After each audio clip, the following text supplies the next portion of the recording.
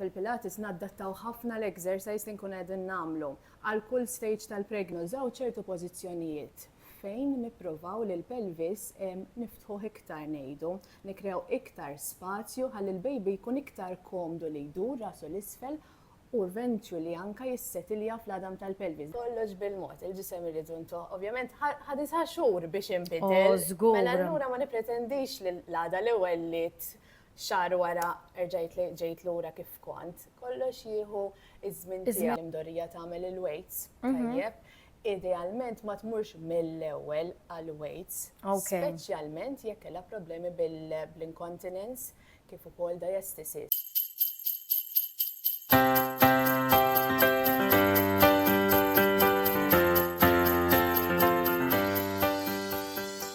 Illum fuq kelmiet ma' Bambinelli għandna midwife magħna, Danika, nilqak magħna u grazzi tal-istedina. Thank you, inti.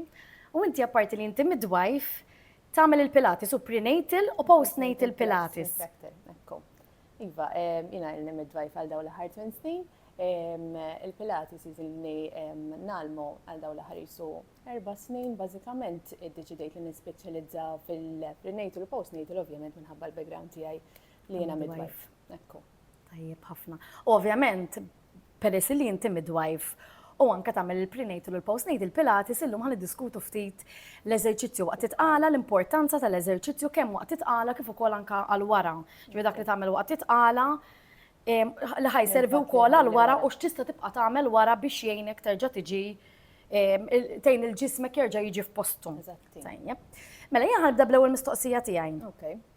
Mela, persuna li qiegħda tippjana tqala u forsi mdorja tagħmel ċertu eżerċizzju. Għandha tibdel ir-rutina tagħha tal-eżerċizzju?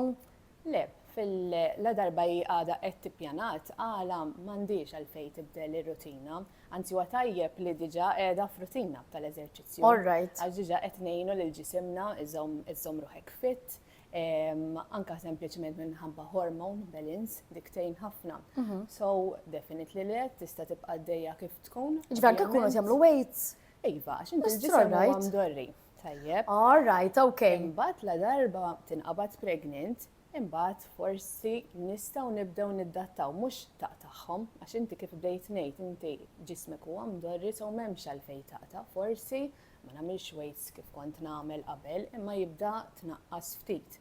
Jien dejjem nenfasizza li inti tiddiskuti ma' xi ħadd professjonali. So fil-pregnancy aħna jarana l-gajni, tarana l-midwife, whoever.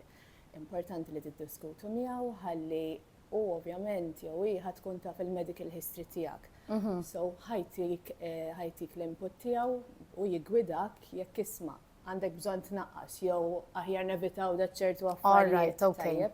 So dejjem nikkonsultaw ma nkomplux isna sejrin mingħajr ma nafu. Żgur, għax naħseb jiddependi wkoll itqala kif tkun qed tevolvi. Eżatti. Ovvjament jekk ħanamlu exercise kif dejta tissemmi inti weights u jekk ħajkun hemm xi complications.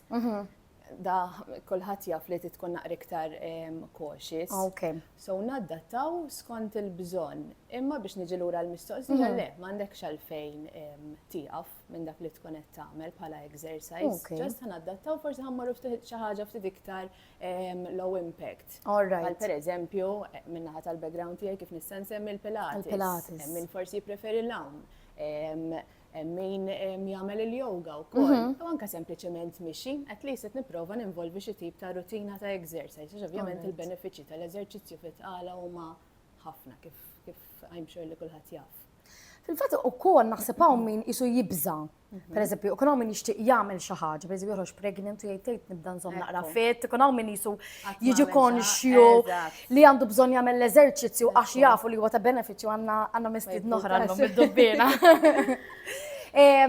U jiddeċidi li jibda l-eżerċizzju waqt itqala li ovvjament fil-verità qatt mu tard. Iva, anzi aħjar, tajjeb. Però mbagħad ikun hawn min-naħa l-oħra min jibża li kważi għasa għandlu basket ta' xirija. Issa, x'inhu huwa safe? Mela xi ħadd li m'għandux background ta' exercise. X'inhu huwa safe li jibda jsir sabu li huma pregnant u jgħidu okej, mela nixtieq inżomm ruħi fit. Imma qed nibża ma nafx għandi nagħmel. Okay. Mela, idealment f'dak il-każ kieku aħna nissuġġerixxu li at least tistenna li għaddej l-ewwel trimester tajjeb, so li għaddu 12 weeks. imbagħad ħanidħol f'xi grupp ta' fitness classes. Okay. Sa f'dak il-każ, allura kieku iktar immur xi grupp li jkun immirat żgur għal minnu pregnant. Tajjeb. Kif qed ngħid, Pilates, yoga, whatever, l-importanti għal min ikun pregnant, ħalli jew ikun iktar focused u immirat biex ikun safe għal-pregnancy. Kif qed insemmi l-Pilates, aħna fil-Pilates naddattaw ħafna l-exercise li nkun qegħdin nagħmlu għal kull stage tal-pregnancy. Eżempju, fil-bidu nafu li nistgħu nagħmlu dak ċertu livell. Imbagħad forsi meta ħanaslu lejn l-aħħar fejn il-pace minħabba tqala qed jiżdied, ħanimmodifika daqsxejn iktar il-workout. So, bekk huma tajbin gruppi immirati għal-pregnancy ħalli nkunu nistgħu nadattaw skont il-bżonn. Istreġvi l-exercises jinbidlu minn first ta' second ta' third. Ekku, u aktar minn hekk meta mbagħad naslu lejn l-aħħar, għat-tielet trimester. Aħna lejn tagħna minnaħa ta' sessions, imbagħad nibdew nippreparaw ftit iktar għall-ħlas. Għax il-Pilates jgħin iktar ukoll bħala positioning tal-baby li ovvjament aħna nixtiequ mmorru lejn natural birth. Nafu li l-baby rridu nżommu rasu l-isfel. So nadattaw li nużaw ċertu pożizzjonijiet fejn nippruvaw li l-pelvis niftħu iktar ngħidu, nikrew iktar spazju ħalli l-baby jkun iktar komdu li jdur rasu l-isfel u eventually anka jissetilja fl-adam tal-pelvis, dak li aħna ngħidulu engagement. Alright. Ġifieri jibda jorina li l-baby waqt lest biex jitwielet. Qed jipprepara biex jitwielet. Ekku. Eventually anka jeżistu sessions li kif għandna nużaw il-pożizzjonijiet biex nikkopjaw għal waqt il-ħlas, għal waqt il-contractions, bħal pereżempju l-ballun. Ħafna nisa huma jafu fuq il-ballun fuq kif nistgħu nużaw biex nikkopjaw mal-contractions. Apparti minn hekk hu jgħin kif bdejt insemmi biex niftaħ il-pelvis, l-użu tan-nifs. Nifukaw ħafna fuq fil-Pilates u importanti ħafna wkoll kif nieħdu n-nifs waqt il-ħlas. So, isek inti dawn is-sessions ħajjejnuk mhux biss biex iżżomm fit, l-aħjar peace, etc. Però inti ħatkun daqsxejn iktar empowered u meta tidħol għall-ħlas ħatkun iktar focused, ħajt iktar boost, iktar konfidenza u taf x'għandek tagħmel.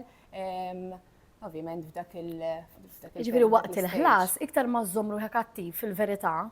Iktar aħjar. Iżjed qed biex taġġel il-proċess. Iktar milli taġġel qed nippruvaw niffaċilitawh. Alright, okay. Qed nipprova niftaħ il-pelvis kif bdejt ngħid. Alright.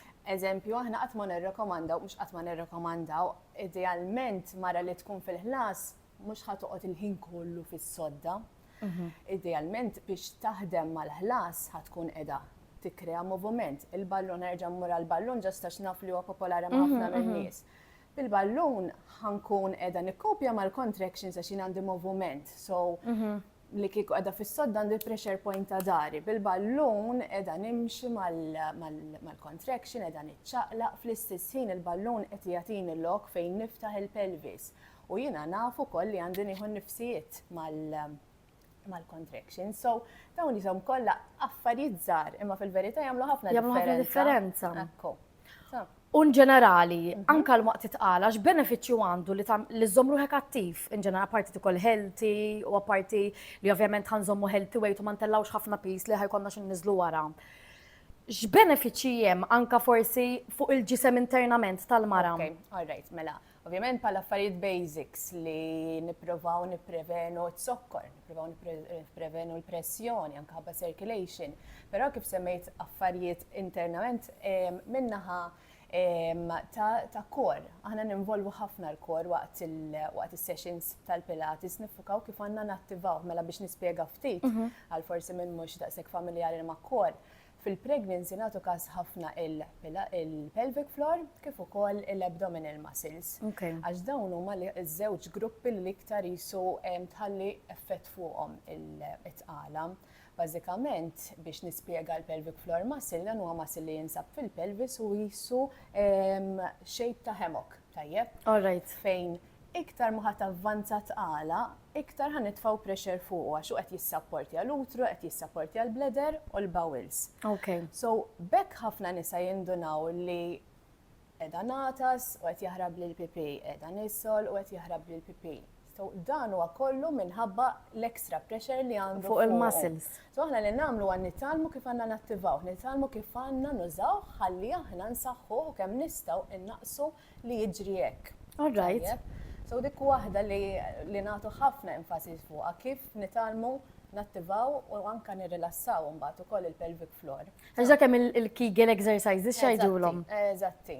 Activation u mbagħad relaxation tal-muscle li importanti ħafna ħalli kemm nistgħu kif qed ngħid innaqsu urinary incontinence. All right, okay. U dawn huma importanti, eżempju il-Kegel exercises li ħabba urinary incontinence, huma importanti li jibqgħu jsiru anka wara l-ħlas? Iva. All right. Waqt il-pregnancy huma importanti immens għax ħafna jaħsbu li eżempju għax inti kellek natural birth spiċċajt li qed jarablek il-pipi eċetera, hija saċ il-pregnancy li Istra, all right. Iva, għax jgħidulek imma jiena ċesarja ta' welliet u xorta qed jarab li l-pipi, inti xorta kellek pregnancy kienet l-istess bħal ta' ħaddieħor, u l-pressure, l-extra load li għandu fuq li tikkawża. Ovvjament il-ħlas ma jgħinx fis-sens jekk ikonna ħlas daqsxejn komplikat mhux ħatejn is-sitwazzjoni, però iktar il-pregnancy, iktar dik l-extra weight li kellu fuq li affettwa jekk ikonniex urinary leakage. All right, okay. U kemm aħna użajnieh, kemm aħna trejnjajnieh. All right. U minnaħa tal-abdomen. Zbija skont naf li suwa eżerċizzi apposta biex tejn l-abdomen. Ekku. Aħna nużaw ċertu movimenti nafu kif nitalmu kif għandna nattivaw l-abdominal muscles. So l-abdominal muscles biex forsi niftehmu aħjar huma six-pack muscles parti minnhom. Li jiġri fil-pregnancy dawn il-muscles jisom jinfirdu minn xulxin, jisu ħajinħoloq geb żgħir. Bażikament il-ġisem jagħmel hekk b'mod naturali biex jakkomoda l-growth tal-baby. So hija xi ħaġa li ħafna mill-pregnancies narawha u aħna lejn tagħna fil-pilates fl-exercise mhux li nevitaw diastasis imma li ma nħallux tiġi daqshekk severa. All right. Għax imbagħad ovvjament dan irid jerġa' jagħlaq. Ekku, u mbagħad ovvjament nistgħu naħdmu fuq wara wkoll. All right, okay. Jeżistu exercises biex nagħmlu core rehabilitation ngħidu naħdmu fuq il-pelvic floor ma naħdmu fuq l-abdominals ukoll. Għal wara. Issa meta nitkellmu fuq il-postpartum. L-exercise ovvjament postpartum ħajjen dejjem biex il-ġisem kemm jista' jkun nerġgħu nġibuh kif kien pre-pregnancy. Issa, minn meta tibda tagħmel l-exercises wara li kollok baby, ovvjament naf li tvarja jekk tkollokx ċesarja jew inkella. Ekku. Mela, jekk inti ħajkollok las ċesarja, aħna nirrekomandaw li at least tistenna dawk is-6 weeks.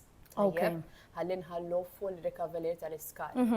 Minnaħa l-oħra jekk inti twellet normali u għandek il-punti, importanti li l-punti ikunu fiqu.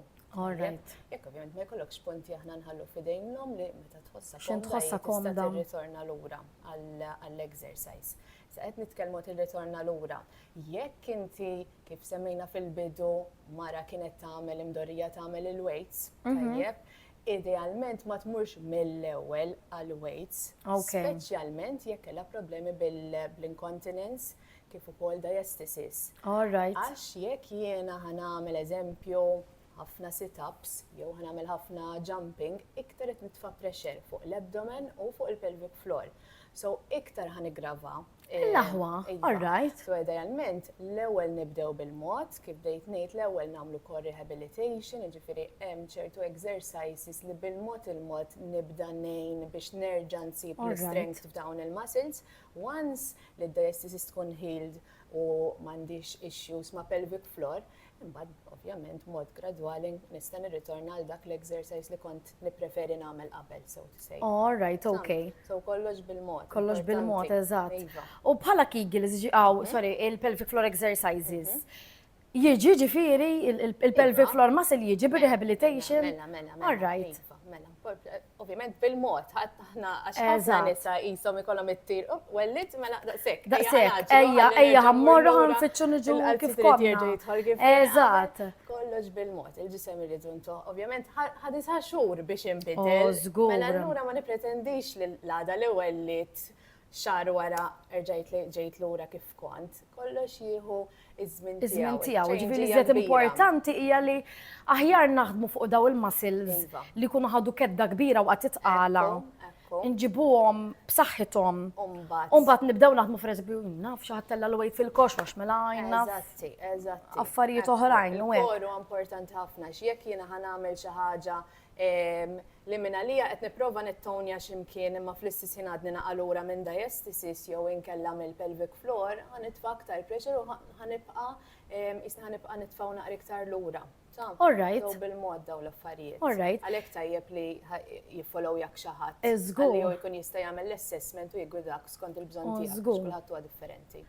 Issa jekk hemm xi ħadd pereżempju jinnaf ma realizzax li għandu din, xejdula l-kondizzjoni diastasis recti. U min naf pereżempju l-baby għalaq sena. Okay. Is it too late li bda jagħmel ir-rehabilitation? Ġeneralment supposta sena jekk ma tkunx gravi ħafna ħajkun hemm healing għax il-ġisem ovvjament jgħin ukoll jagħmel inti ma m'intix persuna li ħadd toqgħod bil-qiegħda fuq is-sofan biss. Żgur li ħalluk l-ewwel.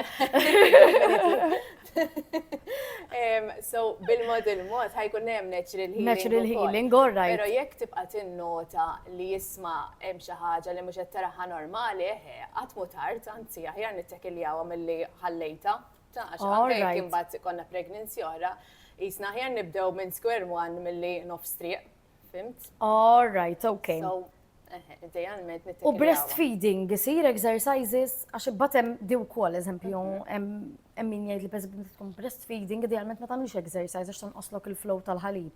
Not really. Mezza misconception. Le, at least mhux li qed jiġini affarijiet moħħ li jaffettwa. Le, naħseb li tkun high intensity forsi jew tajba smajt li taffettwa t-toma tal-ħalib ħabba li joħroġ xi aċtu jew joħroġ xi lactic acid jew le. Please mhux li nafdija. All right, okay.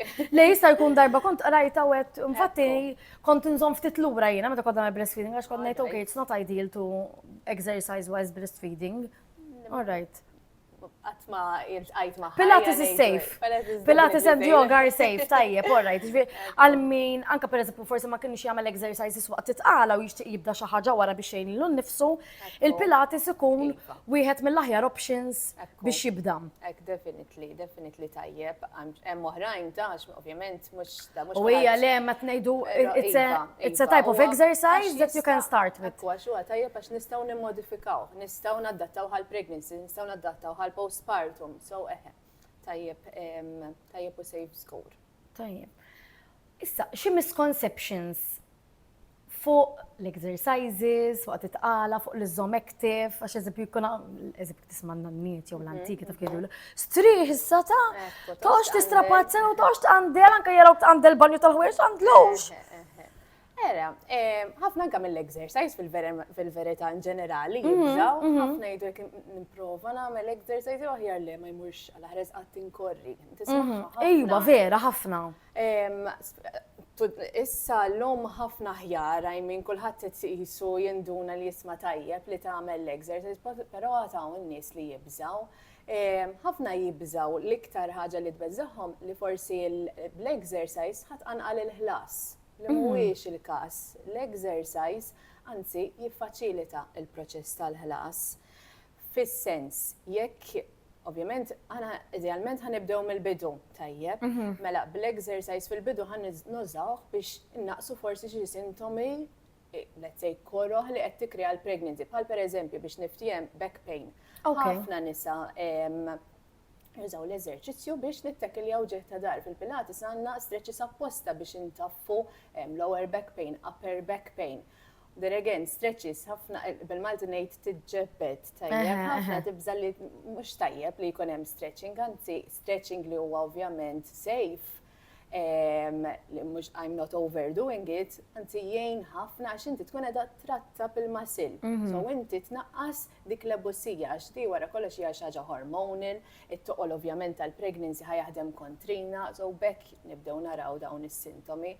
So l-exercise għanzi ħanużawh biex jaħdem favorina, biex intaffu daw l-affarijiet. Imbagħad fl-aħħar ta' tqala kif tkellimt l-ewwel ħanużawh biex jiena nipprova niffaċilita l-proċess tal-ħlas, mhux inqanqal il-ħlas għax il-ħlas jibda jekk ġisimna huwa lest li jidħol fil-ħlas. Però mbagħad bl-exercise naf li b'ċertu movimenti jiena ħan niftaħ il-pelvis, bil-ballun ħajrnexxieli nikrea iktar opening fil-pelvis biex bekk il-baby ħajsib iktar spazju biex jinżel. Tajjeb.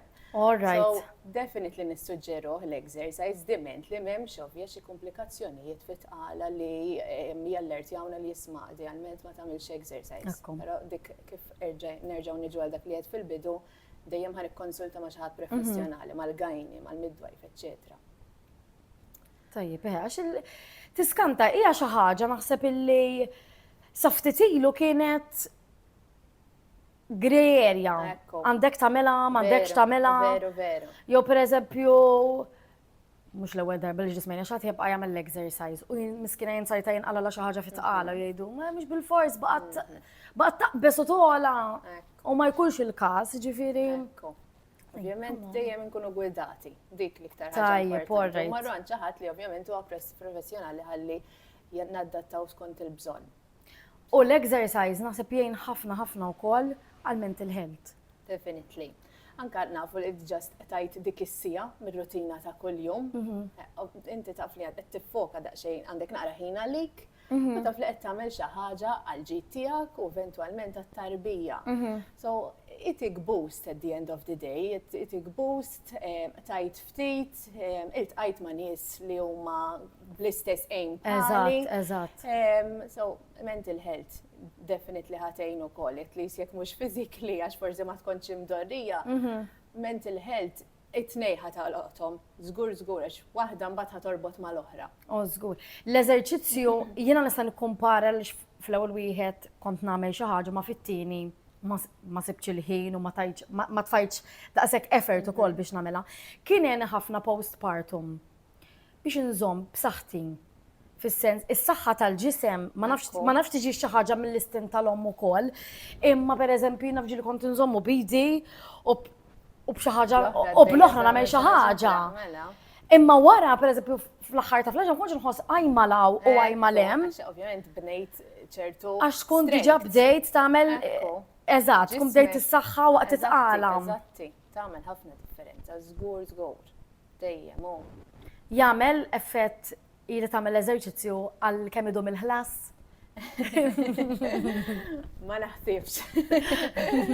Fis-sens, il-ħlas ovvjament mhuwiex kwistjoni ta' eżerċizzju, il-ħlas hemm ħafna fatturi li jaffettwa kemm ħajdum mhux tip ta' ħlas ikollok, il-pożizzjoni tal-baby, kemm inti in control tal-contractions. So ma naħsibx li nista' nikkompara li jiena qed nagħmel l-exercise ħajkolli ħlas qasir. Okay. Ma nistax nipparagonhom ejja ngħidu hekk. Kifet l-ewwel niffaċilita l-ħlas, inkun aware, naf x'għandi nagħmel eċċetera, imma ma nistax insnin nagħmelhom 8 feet li għax jiena nagħmel l-exercise mela allura mhux għandhom fil-ħlas. Ħajjejn iżjed biex tikkopja. Ekku.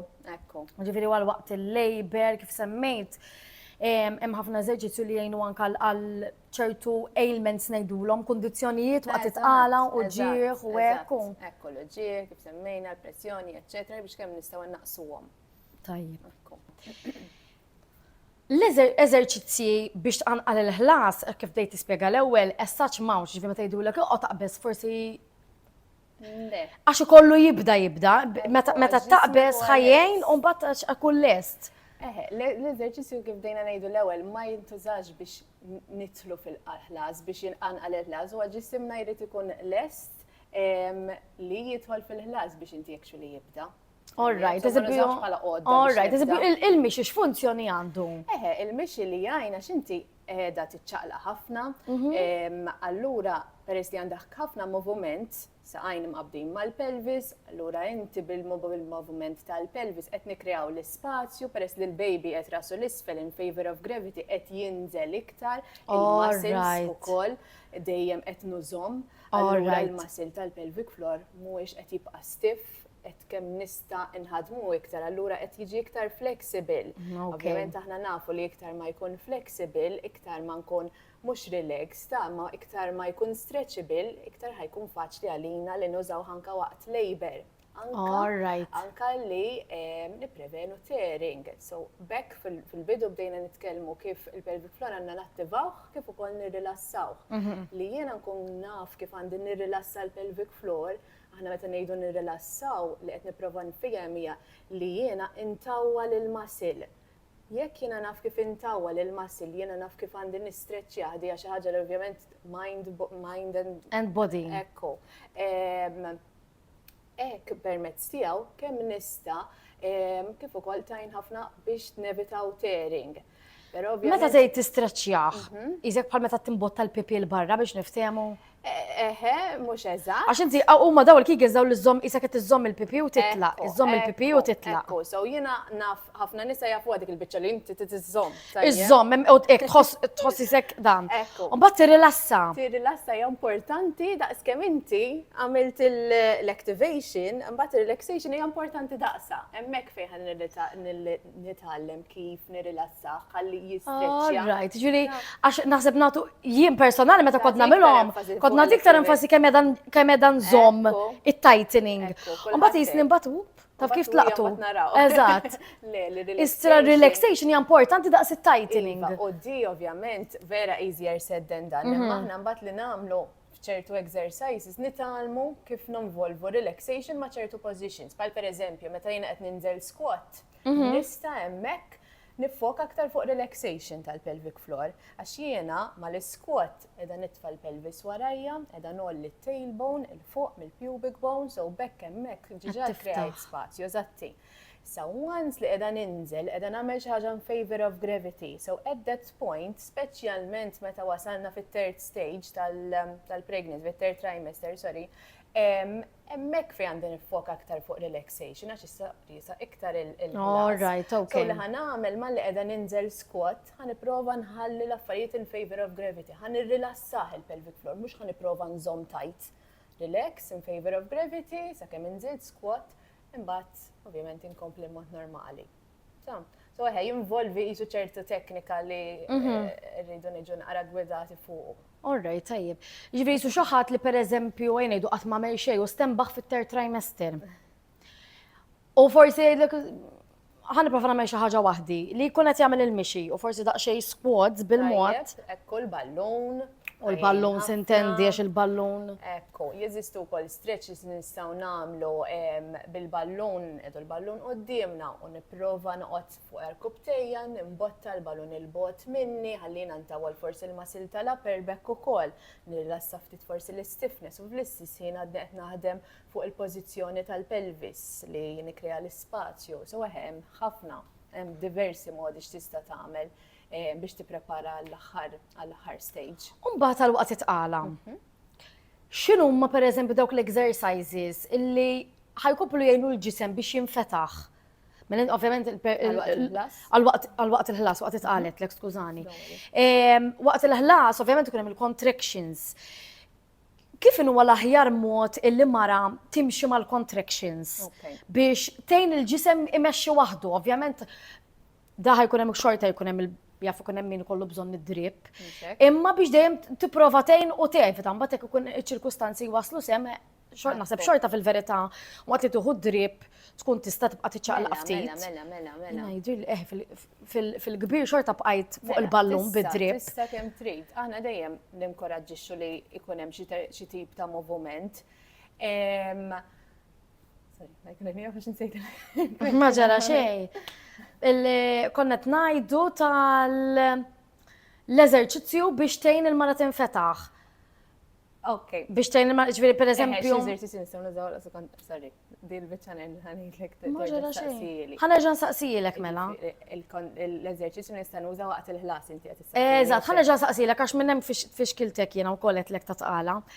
Issemm xi eżerċizzji li tista' tużhom waqt il-ħlas ma' eżerċizzji speċifiki li ħajjejnu biex il-mara tkompli tinfetaħ, anke biex forsi tinfetaħ b'mod naturali, ovvjament jekk il-natura forsi ma tkunx qed tgħin biżejjed dejjem hemm il-mediċina u d-drip.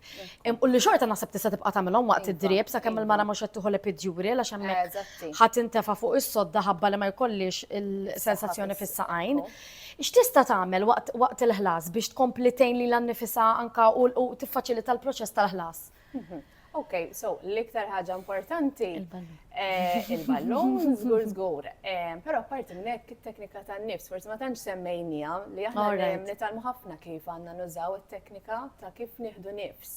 Okay. Li huwa importanti għal waqt il-ħlas biex inkunu naqra iktar in control ta' xi jiġri. Alright. Tajjeb? So aħna nafu li meta ħad tiġi l-contraction ħaniprova nibqa' nieħu n-nifs mal-contraction, ħaniprova naħdem magħha b'dak il-mod, u n-nifs il-ġewwa mill-imnieħer il-barra mill-ħal. Però mbagħad bħala movimenti jekk il-mara tkun tixtieq, iva tista' tuża l-ballun. Jekk forsi naqra iktar kreattiva, squats ħajjejn u forsi jkunu naqra challenging għal xi wħud, però jekk jien għadni naf għadni fil-bidu tal-ħlas u forsi qiegħda d-dara x'jiena bdejt bil-ħlas naturali, allura jaffitin il-lok li nkun nista' niskwatja għaliex le. Forsi nkun supported inżomma xi ħaġa ħalli nkun iktar safe. Apparti minn hekk nista' nagħmel kneeling stretches, noqgħod fuq il-kubtejja, forsi nserraħ ma' d-dar tas-siġġu, nitla' u ninżel għalfejn għax jiena b'dak il-mod jisni qiegħda nagħmel modified squat, so jiena qiegħda nitfa' l-pelvis warajja, Alright. qiegħda nol il-tailbone, il-bottom, il-pubic bone, so bekk qed nikrea dak l-ispazju. L-idea tal-ispazju ħalli l-baby ma jsib isu l-ebda interference biex hu jinżel. Alright, okay. Iktar ma jien niftaħ il-pelvis, iktar aħjar għax il-baby ħajkun jista' jinżel iktar faċli. Alright, Ta. okay, żgur. Alright. U għawanka ħammurlek issa qabel twellet, għawanka eżerċizzi. Għal min ikollu l-baby breach, il-baby breach meta jkollu rasu l-fuq. Għax jina daw l-affarijiet jaffaxxinawni tal-exercises vera, apparti li jgħin vera meta jkollok l-ġieħ tad-dar u tagħmel l-exercises jiena esperjenzajt li jgħin vera. Imma li hawn exercises anke biex tgħin il-baby jdur hija xi ħaġa affaxxinanti. Ekku. Ovvjament hija xi ħaġa li tkun gwidata. Gwidata, eżatt, Għax forsi ġieli nfittxu fuq Google u naraw naqra affarijiet mhux ħażin. So idealment mor xi ħadd li jista' jiggwidak. Waħda mill-iktar ħaġa li notaw meta l-baby jkun breach għax ikonna ħafna stiff pelvic area. Tajjeb, Okay. forsi l-om ikollha ħafna ħinijiet twal fuq is-siġġu. So bekk ma tantx tkun qiegħda tiċċaqlaq. Alright. So bekk tajjeb li nibdew ninvolvu l-exercise mill-bidu ħalli ġisimna ngħinuh b'mod gradwali, mhux Jiċċaqlaq. indunajt li kelli l-baby breach mbagħad waħda rid nipprova nagħmel il-mirakli. Tajjeb, Okay. nistgħu nippruvaw immedjalment l-affarijiet kollox pass pass. Tajjeb, so stiff pelvic floor eżempju definitely ma jgħinx li iktar insibu nisa li jkunu kif qed ngħid li jkunu jqogħdu ħafna iktar bil-qiegħda minħabba x-xogħol tagħhom ovvjament. Dik ma tgħinx. So at least nippruvaw nimxu ftit ħalli kemm nistgħu nħaddmu ġisimna. Alright. Imbagħad hemm pożizzjonijiet li nistgħu nagħmluhom ftit ħin kuljum u jgħinu once again nipprova nikkrea l-ispazju biex fil-pelvis biex ngħin il-baby jdur. Tajjeb. Jivri xaħat li jkun beda l-eżerċizzju fil-bidu, ħajkollu iżjed ċans, Iva. ovvjament da dem mhux bil-fors, għax in-natura u l-istruttura tal-persuna ħad tkun ta' kulħadd differenti. Definitely. Imma ħażit iċ-ċans illi l-baby jdur waħdu u jdur iktar kmieni. Eżatt. Għax dejjem qed tikkrea iżjed spazju. Ekku, perfett. Tajjeb, alright. Ekku. Tajjeb. Ma nafx jekk għandek xi pariri li tittati forsi li xi nisa tqal min-naħa tiegħek bħala midwife u anka Pilates instructor? Jien ovvjament ħankun qed nirrakkomanda li tagħmlu l-exercise. U definitely għatajb, u għatajb għal minn mhuwiex pregnant. Ekku. Aħseb wara għatqala, nafu li qed nippruvaw kulħadd jagħmel l-effort tiegħu biex ikollu l-aħjar tqala, jkollu l-aħjar ħlas. So, nirrakkomandaw, definitivament nirrakkomandaw, l-importanti dejjem nisħaq li jkun xi ħadd professjonali ħajkun jista' jiggwidahok bl-aħjar tiegħu anke inti tista' tiddiskuti l-pregnancy tiegħek ħalli nkunu safe, għax importanti ħafna waqt itqala. U inti bħala midwife ukoll tagħmel il-classes tiegħek u xek? Ekku. Ejdi naftit fuqhom il-classes. Bażikament jien nagħmel Pilates sessions, Pilates huwa tip ta' exercise fejn nifukaw ħafna fuq il-posture tagħna, fuq l-alignment kif jiena għandi nżomm l-istatura tiegħi waqt li nkun għaddejja bl-exercise fuq il-bilanċ li ovvjament iktar ma tavvanza tqala iktar tkun naqra iktar challenging, so naħdmu x'positions xi exercises biex inżidu strength u niffukaw fuq kif għandna nimprovjaw il-balance tagħna, kif ukoll l-iktar ħaġa importanti fuq core, kif bdejna nitkellmu għax il-core il-pregnancy titfa' impatt mhux ħażin fuqu, so bil-Pilates core activation u relaxation kif bdejt ngħid l-ewwel hija xi ħaġa importanti ħafna u essenzjali. Naħseb tqala fuq id-dar u fuq il-koru li żjed li tagħmel I mean kull imkien overall. Minn upper back, skont il-lifestyle. Skont il-lifestyle ukoll. Iżgur għax tagħmel effett jaħdimx bil-wifqa taħdimx bil-qiegħda.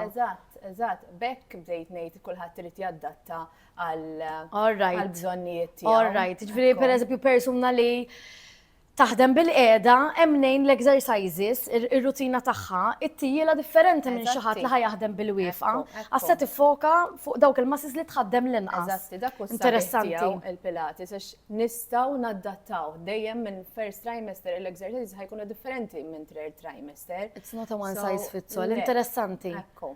U minn pri għal post jinbidlu nimmaġina wkoll għax inti għandek xi ħaġa waħda tgħin biex tiftaħ, u mbagħad l-oħra ħatejn il-ġisem jerġa' jiġi lura normali, recovery. Eżatti, proset. Tajjeb. Tajjeb ħafna, grazzi ħafna. Thank you, inti. Min jixtieq ukoll ikun jaf iktar fuq Pilates se tagħmel inti għandek il-paġna xek fuq Facebook di Pilates Midwife. Pilates Midwife, so tistgħu wkoll tiffollow jaw lil Danika hemmhekk. Grazzi ħafna tal laqgħet l-istadini tiegħu tal għaddejt informazzjoni utli ħafna.